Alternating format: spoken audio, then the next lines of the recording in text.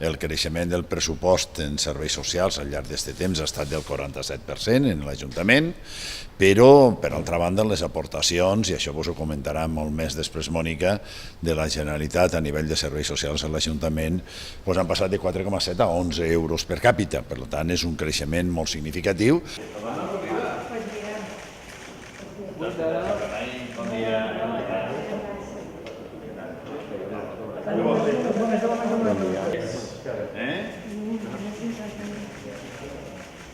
Sempre és un gat de les ajuntaments de Besonais a partir de... Gràcies. Bueno, què te vols? No, està ja avisada.